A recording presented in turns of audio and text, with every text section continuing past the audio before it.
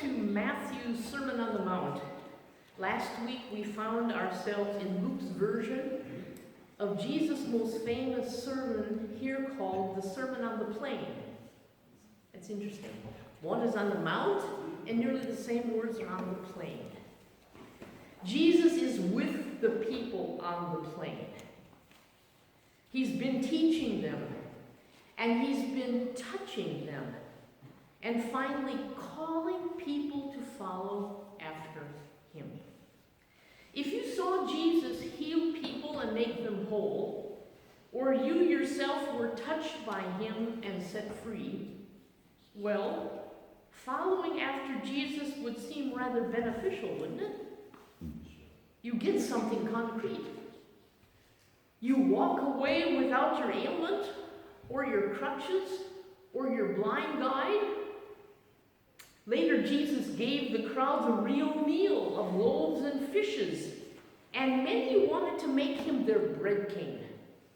Jesus, stay with us and feed us all the time. I think we understand that. If you find a good deal, you want to keep it. This is the path of following which seems great. There are blessings spoken for the poor, the hungry, sad, and outcast.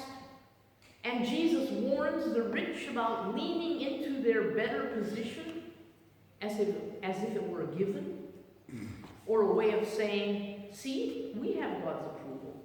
I remember growing up in a church that had, well, I called it boot camp for being a pastor, my local church back home in Winona, Minnesota. Most of the people that were in that boot camp for me back then have already died. So I can talk about them in some ways. But some of them thought because they were a little wealthier than the rest of the troop, well, wasn't that clearly God's blessing? Weren't they just a tick better than everybody else? And they were kind of semi-related to us, so we always had to deal with these people as a family. And when my father went to pick up all those kids from the housing project for Sunday school in a bus that he provided for such things out of his own pocket, they said, why are you bringing all these dirty-nosed little kids to church, to Sunday school? Well, I knew, and my father knew why he was bringing all those kids. But you see, they didn't fit the rubrics of those who thought they were a little bit better. So God challenges those folk, challenged them last week to think again about the kingdom perspective, his perspective. And what is Jesus' perspective? What is the Jesus way to live? How does this look in real time? That's for me the vital question for us all. Before we read our text for today out of the New Testament, I want to think about the Old Testament parallel passage. The story for today is a parallel passage, the story of Joseph. How many of you have read this dynamic story found in Genesis, the story of Joseph? Are you all familiar with it? Well, some of you are, and some of you maybe haven't read it. It's an exciting piece to read. Very dynamic. And it's in the first book of the Bible, which I find amazing. And if you remember the scenes of the story of Joseph, you'll remember that the family dynamics in which Joseph was raised and born was not all that super. He and his younger brother were preferred. The older brothers were not. And the father even made things worse by pulling Joseph out and giving him a wonderful coat of many colors, which was super for Joseph in a way, but the other brothers get very, very angry. And they're jealous of how their father clearly prefers Joseph to them. They get so angry that they plot to get even with Joseph when they can. And their chance comes. It's interesting, when we plan to do something bad and just wait for the chance usually comes. Because our heart is already wanting to do it. Interesting how we are as human beings.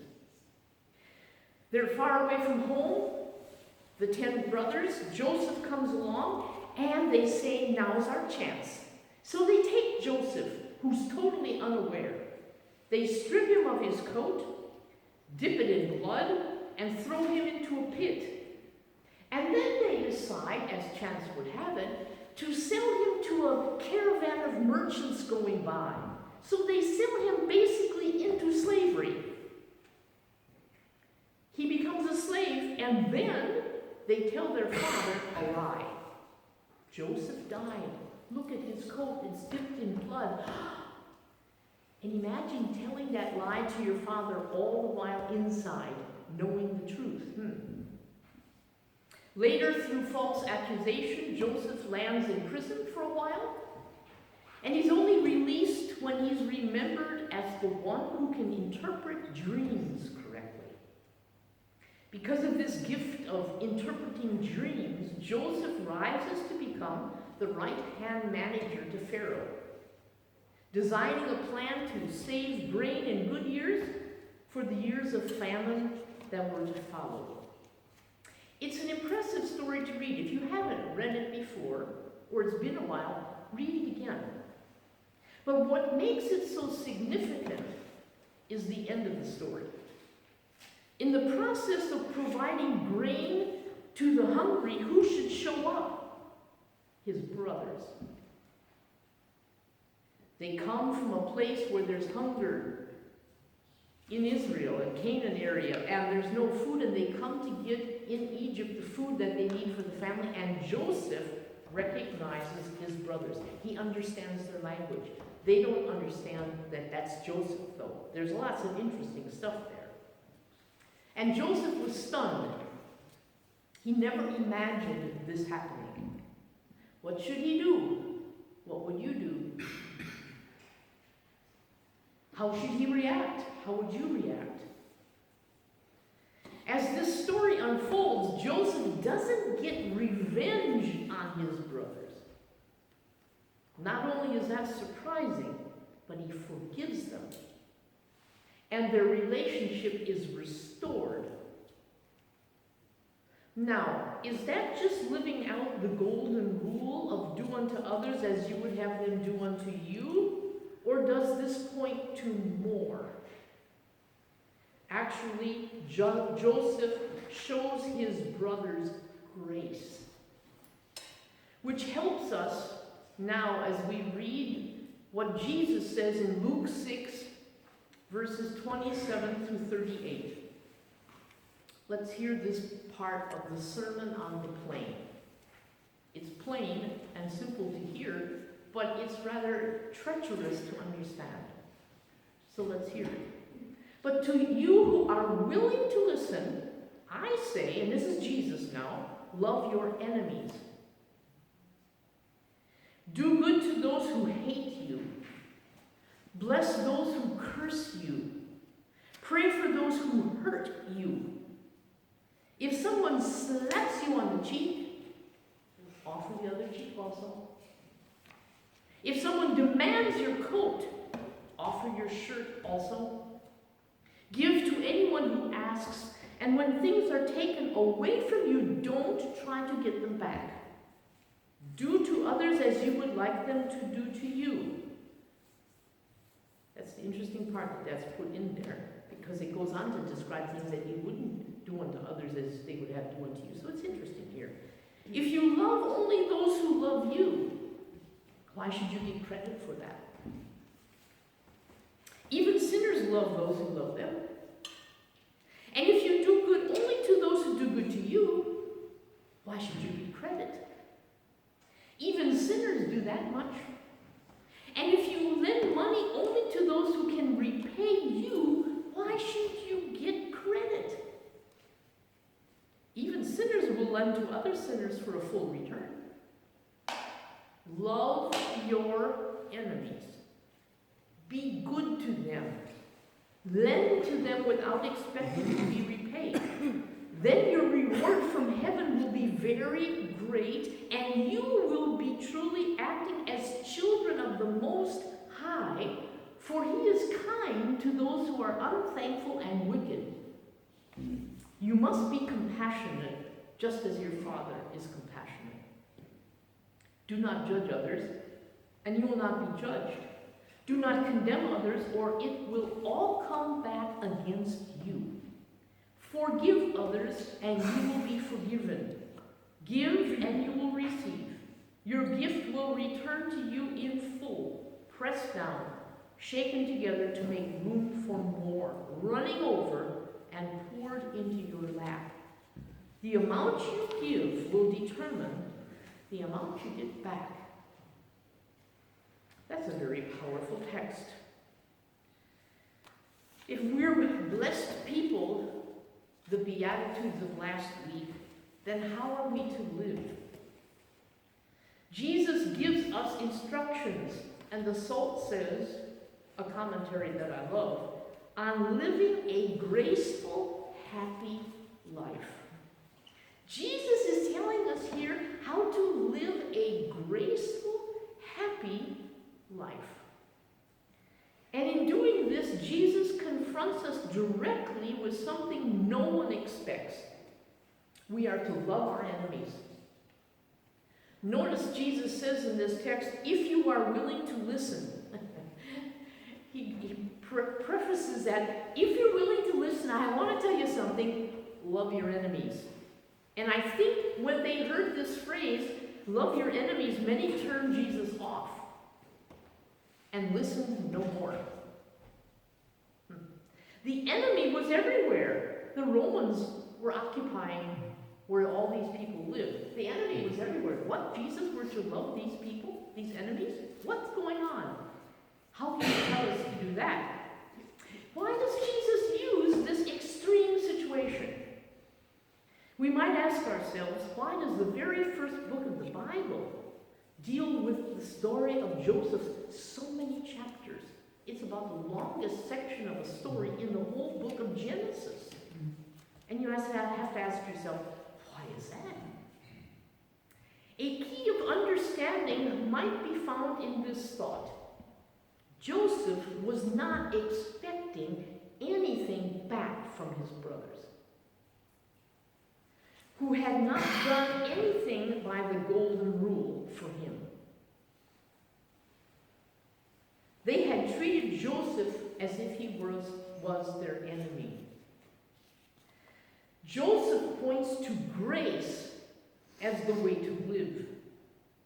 And Jesus rounds off grace to mean not a golden rule, but golden love. And Jesus describes what that kind of love looks like in practice.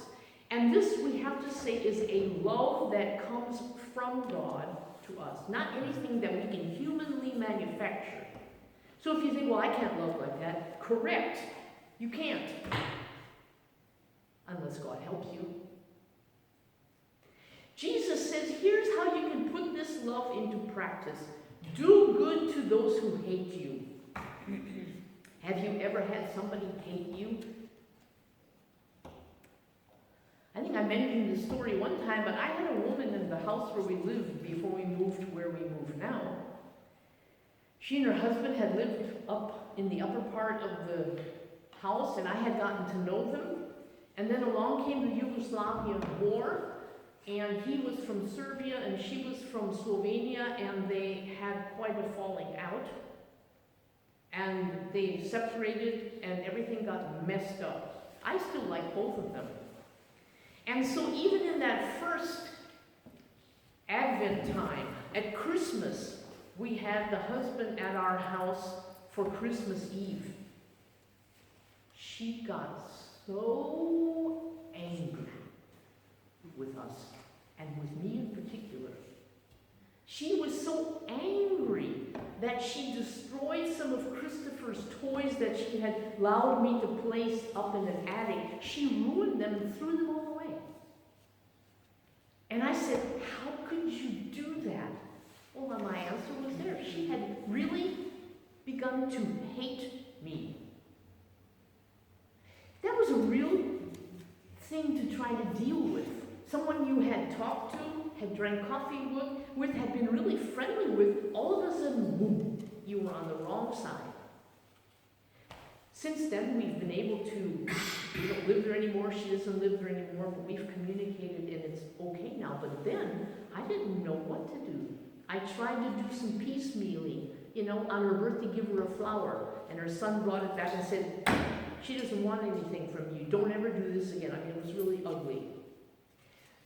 How can you deal with that? Well, you only can do good to those who hate you. You can only bless those who curse you. You can only pray for those who hurt you.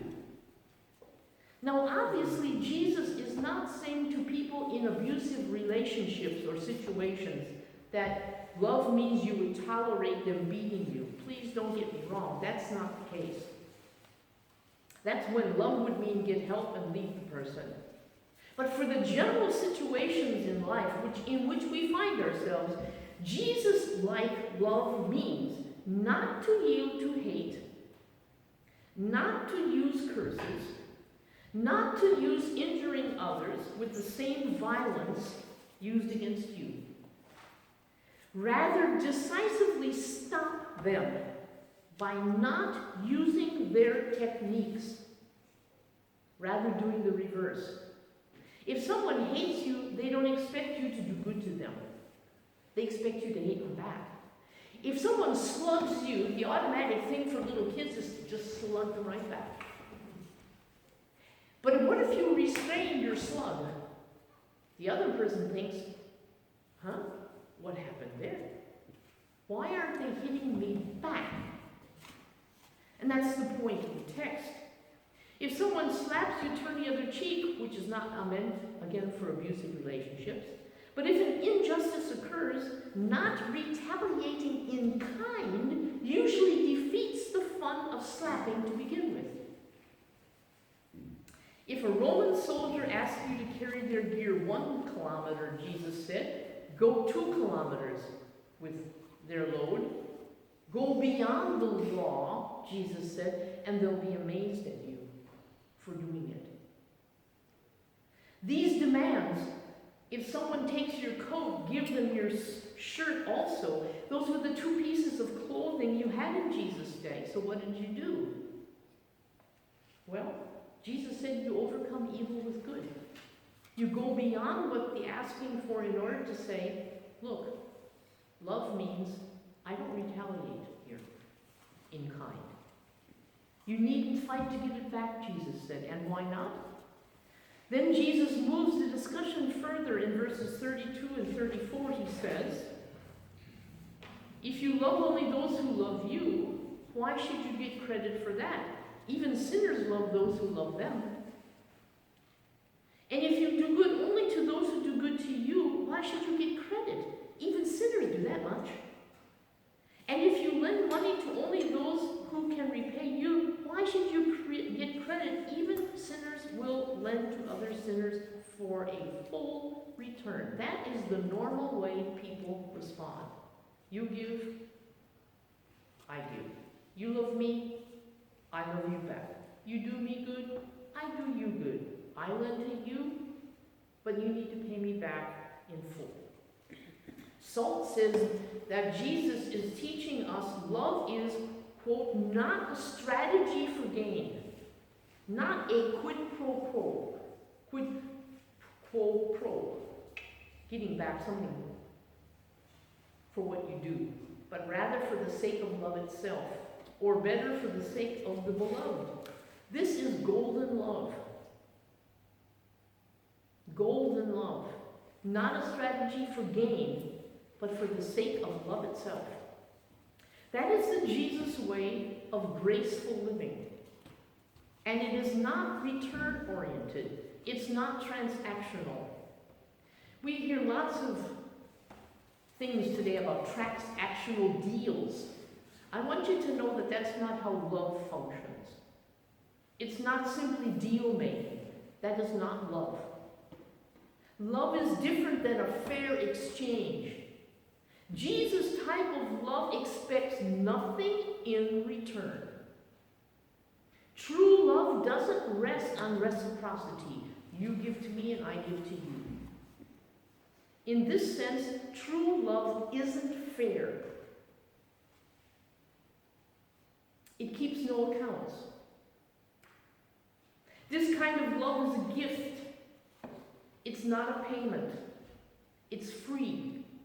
This kind of generous living is grace. Grace. And acting with this kind of love is how Jesus wants us to live. Imagine that. Jesus says this is the way you are to live. And you know why he says that? For in verse 35 he says, "Then your reward from heaven will be very great, and you will be truly acting as children of the Most High. For God is kind to those who are unthankful and wicked. You must be compassionate just as your Father is compassionate."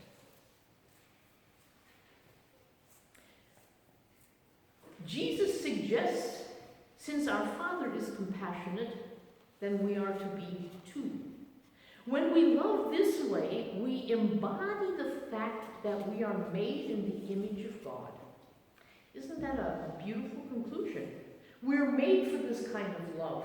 We were made for it. We're made in the image of God. And the image of God gives us this kind of love. So when we love this way, we actually are fulfilling who we were intended to be. We were made to be gracious. We were made to love gracefully. We were made to practice grace just as God does. So Jesus takes us beyond the golden rule to golden love. A beautiful, graceful way of living. When we learn to love this way, and here again, I'm reminding us this kind of love comes from God and is poured into our hearts. We don't manufacture this kind of love. We don't have it in us. We only have it when we receive it and then give it out. Jesus takes us beyond the golden rule to this way of loving gracefully. When we learn to live this way, we don't need to judge other people. The last part of that text says you don't need to judge anybody, nor condemn them, but rather forgive them. And the more love we give away, the more love we will receive. It's like a flow. If you start loving people, and this is where a lot of Christians are not happy with their Christian life. And you know what the remedy is for that? Start loving more. Start loving gracefully people more and more. And you will discover that your faith will begin to grow. Because when you act like your Father in heaven designed you to be, we're made in the image of God. When we begin to love gracefully like He wants us to, we begin to have this relationship with the God of love that surprises us over and over again. Joseph didn't expect anything back from his brothers. But in giving them grace, golden love, they were restored to one another. He had his brothers back. Amazing. He had his brothers back. They were restored to one another. Through grace, he received back what revenge would have destroyed. Relationships with his brothers. And so may the Lord help us to receive out of this what God would enable you to do by living out golden love. The golden rule is replaced and improved by golden love. Think about that. And if you have questions, let's talk about it. But I think that's a powerful message from Jesus, Sermon on the Plains. And it surprised people then, and it keeps on surprising us even now. And all the people said,